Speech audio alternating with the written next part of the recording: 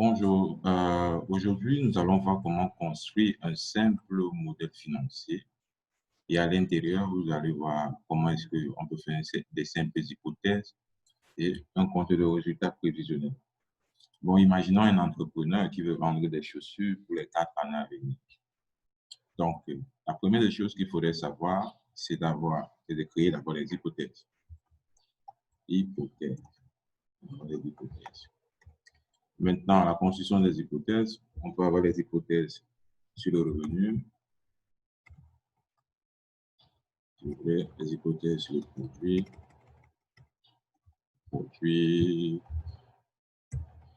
ou bien vous pouvez mettre entre parenthèses chiffre d'affaires. Chiffre d'affaires. Nous allons mettre quantité,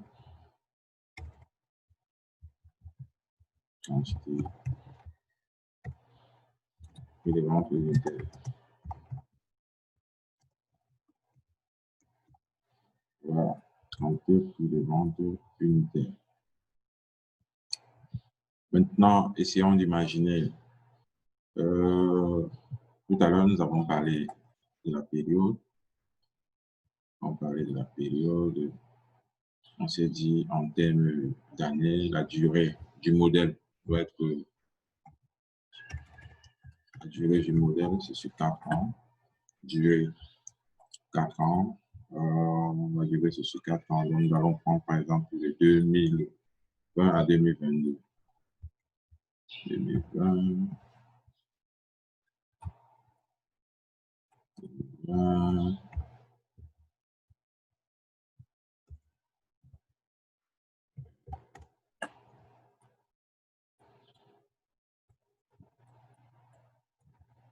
Voilà, 2020 à 2023.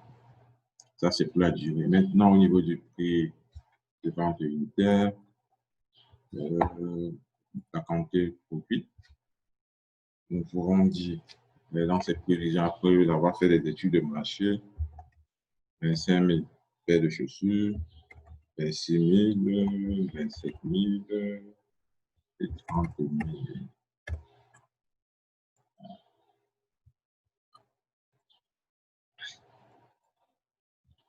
Ça, c'était au niveau de la quantité. Maintenant, au niveau du prix de vente unitaire, on considère que c'est le même prix de vente unitaire pour ces paires de chaussures. Voilà. Par la suite, il faut déterminer les hypothèses ça fait les hypothèses sur les produits. Pour essayer de faire une différence, nous allons décaler ça comme ça et diminuer la taille. Maintenant, nous passons les hypothèses sur les charges. Les charges. Première des choses. Nous allons déterminer, nous allons donner les hypothèses, nous allons estimer le coût d'achat unitaire.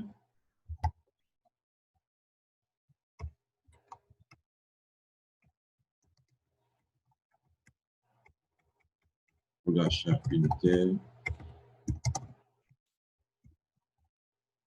Coût d'achat unitaire. Nous pourrons donner 3200, des prévisions 3300, 3400, 3000. Voilà. Ici, le coût d'unité, ce sont les charges directes. On peut considérer ça comme des charges directes. Les autres charges indirectes. Bon, maintenant, on peut prendre les autres charges. Dans les charges indirectes. Charges indirectes. Ici, comme nous l'avons fait tout à l'heure. Décaler ça comme ça. On va aller plus rapidement. Charges indirectes. On s'est dit, l'entreprise a fait des dépenses en transport, des dépenses en entretien,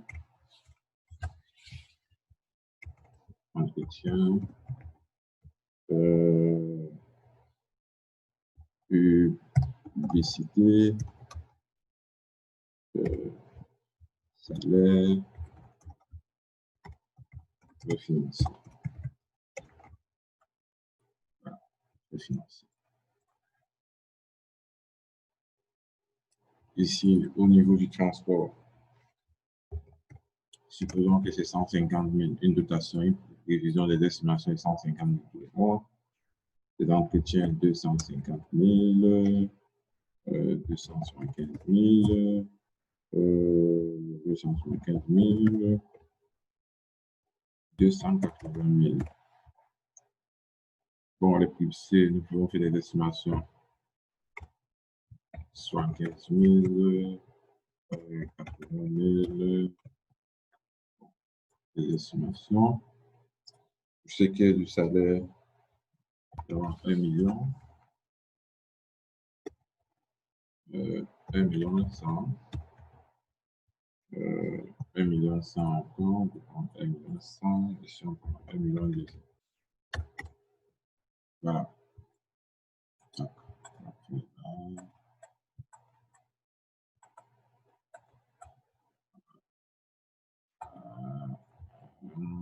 Ça, c'est une option. On peut faire comme ceci. Voilà. Après les faits financiers. Maintenant, nous avons ici l'hypothèse en matière de fiscalité. Fiscalité. Voilà. IS, sur les sociétés. Sur les sociétés. Le VGIS. On considère que pour les prévisions, c'est 30% dans notre cas.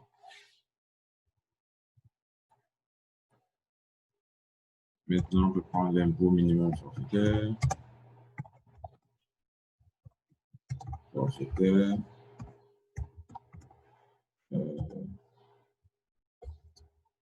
Ici, nous allons mettre 1%.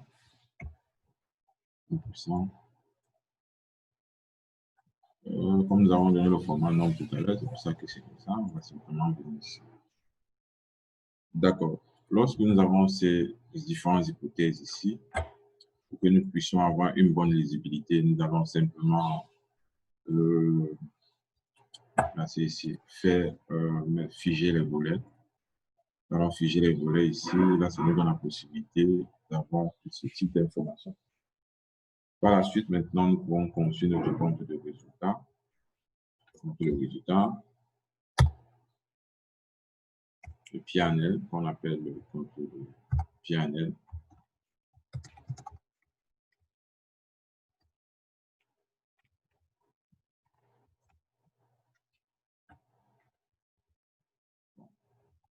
Ici, chiffre d'affaires. D'autres vont appeler ça revenu. D'autres vont mettre ici revenu. D'autres vont mettre à l'intérieur chiffre d'affaires. D'accord. Ici, chiffre d'affaires quantité fois prix de vente unitaire. Ça nous donne chiffre d'affaires sur la période. Maintenant, il faut ajouter coût d'achat. Coût d'achat. Coût d'achat qui est égal coût d'achat unitaire multiplié par la quantité. Donc, pour une meilleure commodité, nous allons mettre ici coût du stock vendu.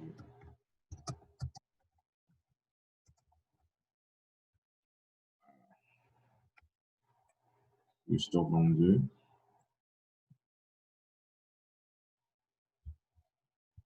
Coût du stock vendu.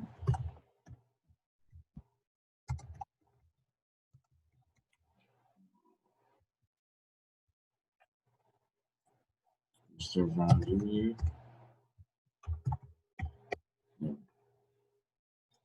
Maintenant, lorsque c'est le coût d'achat, nous avons ce que nous avons déterminé. Marge sur le stock vendu.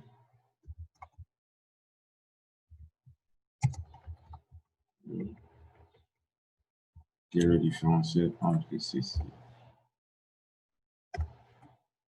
Ça, marge sur le stock vendu. Bon, maintenant, les autres achats. Pour faire ça, nous allons prendre le transport jusqu'à s'arrêter au niveau de salaire. Par la suite, voilà, bon, on n'avait pas ajouté les informations sur les frais financiers. Les estimations, ici, nous avons 200 000, 190 000, 180 000, 170 000. Ici, là, nous avons ce qu'on appelle l'excédent brut d'exploitation.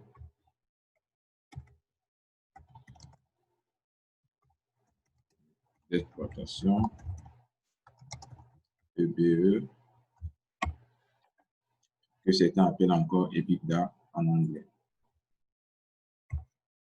qui est égal à la marge moins la somme de tout ceci. Nous avons maintenant les frais financiers ici. Frais financiers. 200 000. Voilà.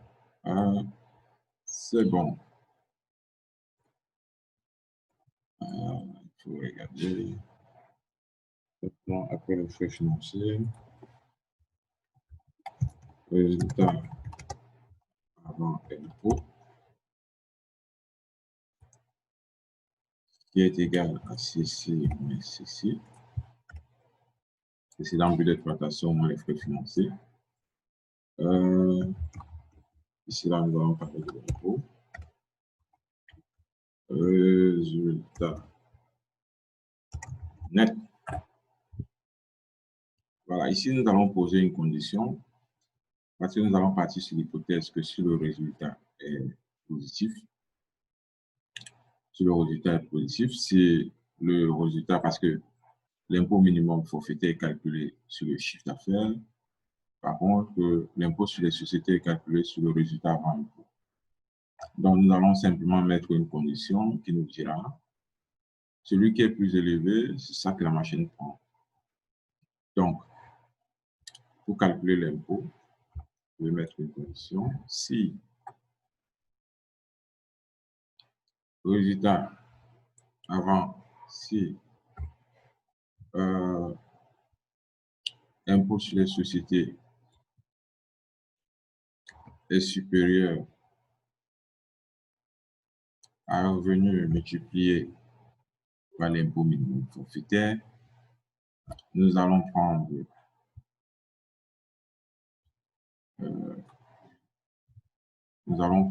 ceci.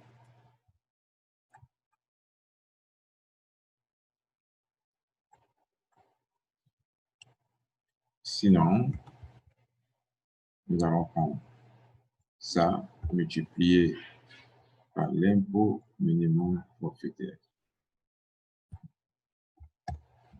Voilà.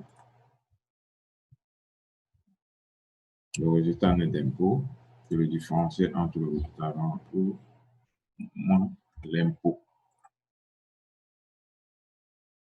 OK. D'accord. Lorsque nous avons fini ceci, en modélisation financière, il faut comprendre une chose. Toutes les données qui sont saisies de façon manuelle, comme ici les estimations, les SMI, ne doivent pas avoir les mêmes couleurs que les données calculées. Ça, ce sont des variables indépendantes. On les appelle des variables indépendantes parce qu'ils sont saisis. Nous allons attribuer une couleur beaucoup plus, une couleur bleue. On pourra mettre ça en gras. Même ici. Même chose. Ici également. Même chose. Ici également. Même chose. Mettre en gras, c'est un choix. Vous pouvez décider de retirer le gras. Ça ne pose pas de problème. Maintenant, toutes les informations qui ont subi des calculs, comme ici, doivent rester couleur noire. Mais par contre, ici, ça va rester en couleur noire, mais je vais mettre le gras pour distinguer. Ça. Voilà comment je fais. Ceci.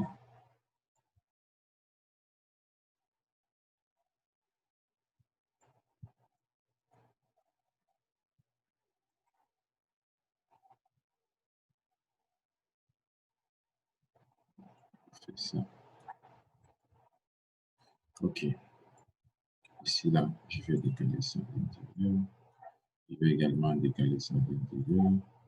Je décale aussi ça à l'intérieur. Je décale un peu sur la société à l'intérieur. Je viens là. Je retire ceci. Je fais ceci.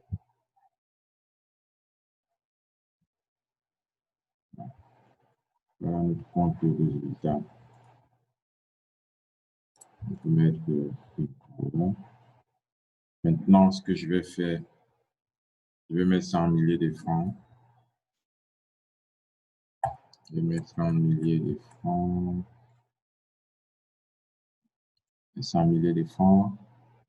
Pour le travail, nous allons mettre 100 milliers de francs. Oui, non, ceci.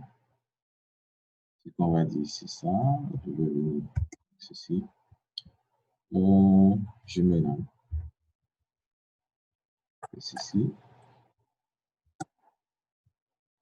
Voilà ce que ça donne. Tous les montants négatifs sont en parenthèse.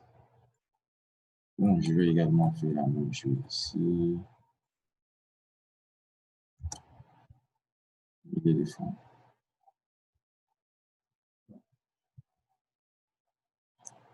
Donc, ici, nous allons écrire prévision.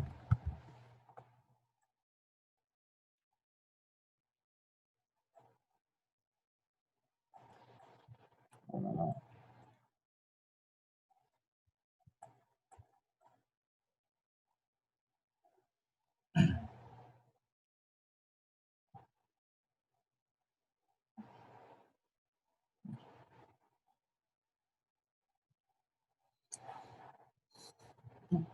Voilà notre compte de résultat. On va mettre ici milliers de francs.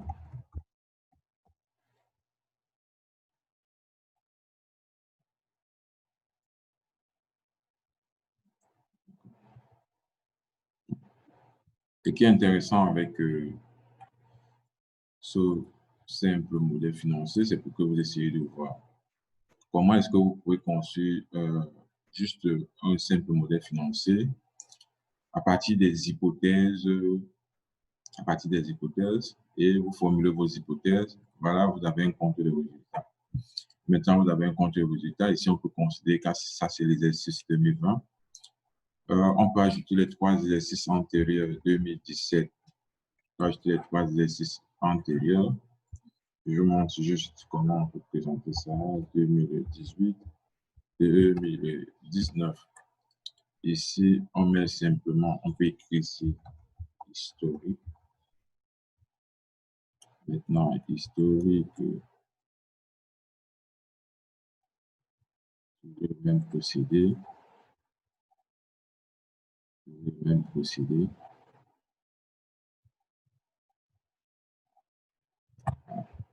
On peut essayer de vouloir distinguer ces informations. Maintenant, ici, pour que ça donne une certaine visibilité, nous n'avons pas les informations. Considérons que nous n'avons pas les informations ici. Comme nous n'avons pas les informations là, je fais ici, on fait ceci. C'est bon. C'est bon.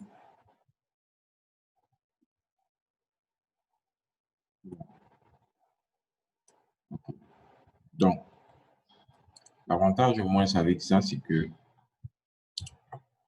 lorsque vous êtes dans un modèle financier, on peut faire des estimations. On se pose la question, OK, le résultat net à la 3e année est négatif. Qu'est-ce qu'il faut faire pour, si on change, si on modifie l'hypothèse des prévisions, des quantités prévisionnelles, on met par exemple 29 000 ici, comment va se comporter le résultat.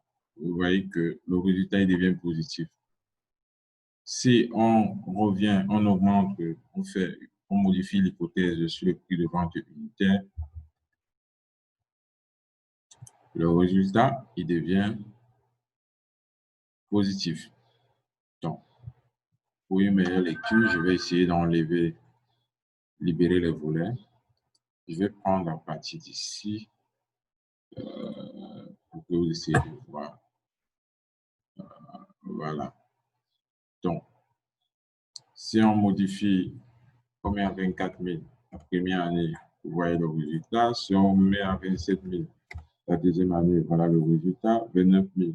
La même chose au niveau du coût du stock vendu. Pour le stock vendu, si on passe à 3 400, on passe à 3 400, ainsi de suite, 3 400, hypothèse, le coût du stock vendu, vous voyez que la première année, vous avez un résultat négatif, deuxième année, résultat négatif, troisième année, résultat positif, ainsi de suite, ainsi de suite. Donc, voilà un peu quel est le rôle des hypothèses. Maintenant, par la suite, nous pouvons construire également un tableau de ratio.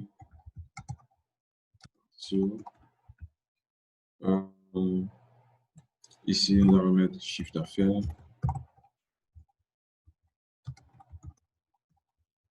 Chiffre d'affaires. Considérez que le chiffre d'affaires est à 100%.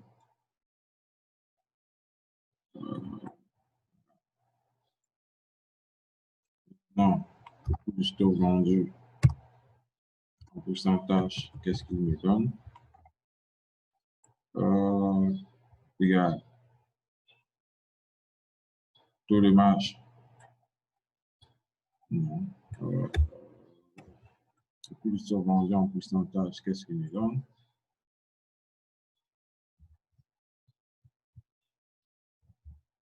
Pas le chiffre d'affaires. 97%. Taux de marge. Taux de marge sur le coût du stock vendu. Ouais. Le variable, le coût du stock vendu est égal à ça, divisé par ça. Le BE, pourcentage aussi.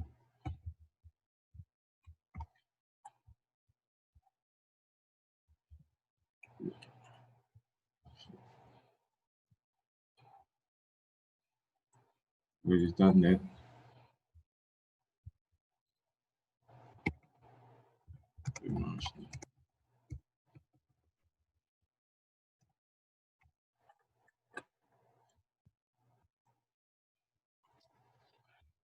C'est pas.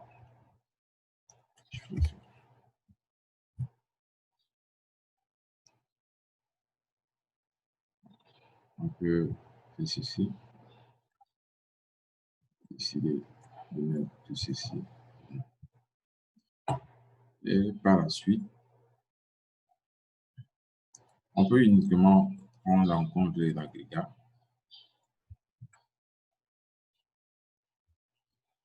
Uniquement les agrégats.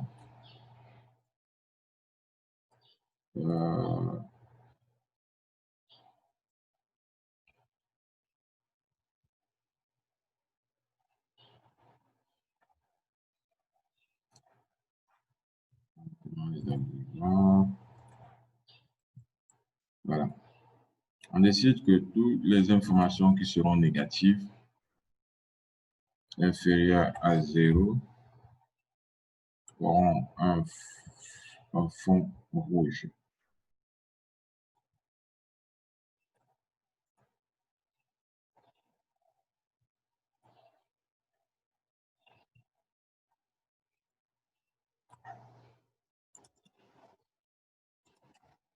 Nous l'avons fait tout à l'heure. Ces exercices antérieurs.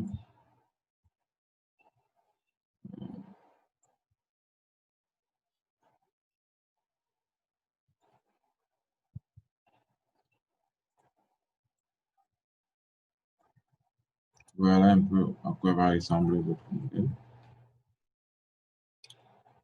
Maintenant, il va falloir distinguer les couleurs de l'historique avec,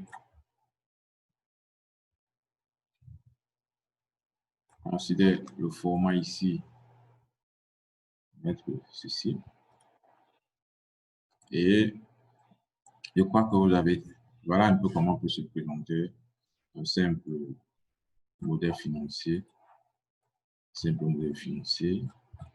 Et je vous remercie. À la prochaine.